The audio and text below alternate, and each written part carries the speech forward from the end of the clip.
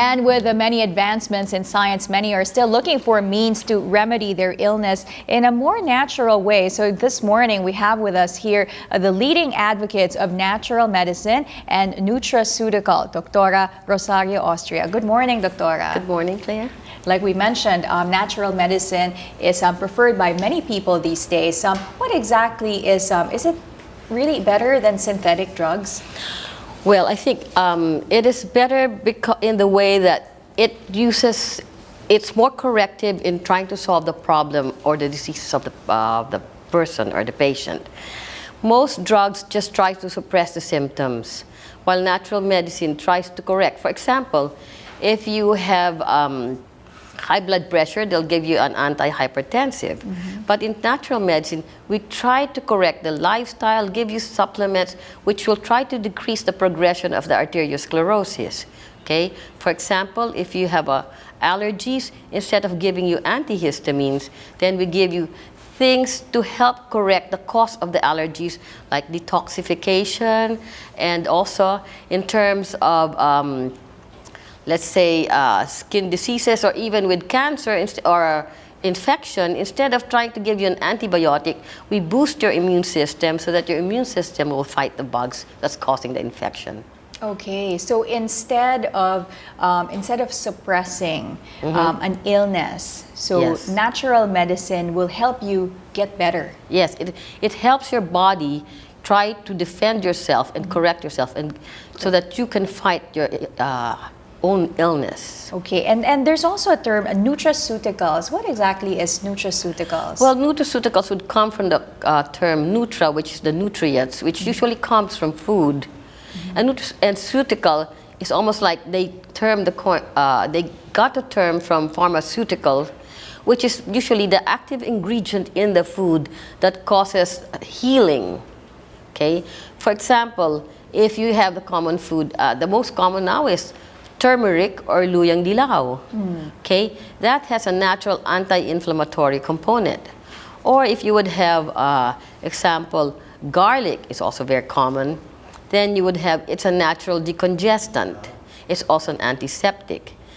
But there are more non-common foods which have very strong nutraceutical effects. For example, ginsengs, a form of ginsengs, which is good for the arteriosclerosis, is a natural vasodilator, or what we call calcium blocker, like the common drug nifedipine.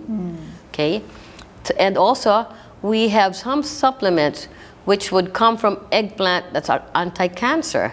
They would help the body, cause the cancer cells in our body to go into suicide or apoptosis. Okay, what about to help boost your immune system? What are the natural remedies for that, or nutraceutical? Well, very commonly there's echinacea. Right, okay? right, I've heard of that. That's one. Okay. But there are a lot of them supplements which come from mushroom complexes, okay, which are what we call immunomodulators. So they boost your immune system, and what they do is they raise your natural killer cells, and your natural killer cells which will fight the bacteria, fungi, viruses, and parasites. And also there are other supplements raising the natural killer cells that we use, for example, the one from the mother's milk, which is colostrum or transfer factor, okay? And that is used to boost the immune system so that the immune system can recognize these pathogens, which are the viruses, bacteria, parasites, and then they will be attacked by your immune system. What is the proper way to ingest these food? Let's say the ginger or the garlic or the mushrooms. What's the proper way to ingest that? Normally, you would like to ingest them in there without using heat, the way they were prepared. But commonly, they are found in the capsule form. Some of them could be in powder form. And we have even the homeopathic forms, okay? And we have the liquid forms in this form of the ginseng. There's Noto ginseng. It's in liquid form.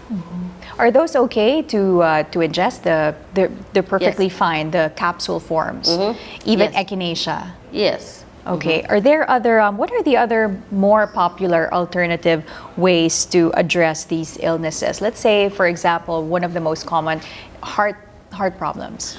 Okay, now with heart problems, like I've mentioned, there are supplements which are antihypertensive, natural antihypertensives. For example, well, magnesium is a natural relaxant of the arteries, so they would help your arteries dilate, okay? In fact, it's used in eclampsia, where you have pregnancy with hypertension, and so they would help bring down. But then there are natural supplements which are anti-inflammatory. I mentioned turmeric. Okay. Now, Can you in heart use the disease, powder, the turmeric powder? yes, you can use that. But then in your food, but then when it's cooked, it's Yes. not as effective. yes, sometimes you would destroy the active ingredient. Okay, but in heart disease, we have, let's say, from the grape seeds, the resveratrol, which would help decrease the inflammatory process of the arteries, which causes the clogging of the arteries, which causes the hypertension, the arteriosclerosis. It would help decrease. See, in natural medicine, you try to address the cause. So why are you hypertensive? Okay, then it's because your arteries are clogging up. So you would have to address the issues of why your arteries are clogging up. Now, in terms of the heart, for example, if you have a poor pump of the heart, like in congestive heart failure, then you can get from natural substances called CoQ10, which would help the heart pump better. And you could get that usually from purple foods, like for example, in a local one, it would be Duhat, that's purple. And then for, well, that's for the heart, okay? Duhat, you could do some, Duhat also not connected with the heart, it's also good for the blood sugar. Okay. Okay, and lastly, acupuncture, a lot of people would say, is an alternative medicine for many illnesses. What are the benefits of acupuncture? Well, in acupuncture, usually it's when you put the needle in those what we call meridian pathways, that's part of energy medicine. And in Chinese medicine, an organ does not like to heal because the energy does not like to flow to that organ. Okay, so it's congested, that particular organ. So by putting the needles in the correct meridians, you improve the flow of the qi, what they call the qi, and that helps the healing of that organ.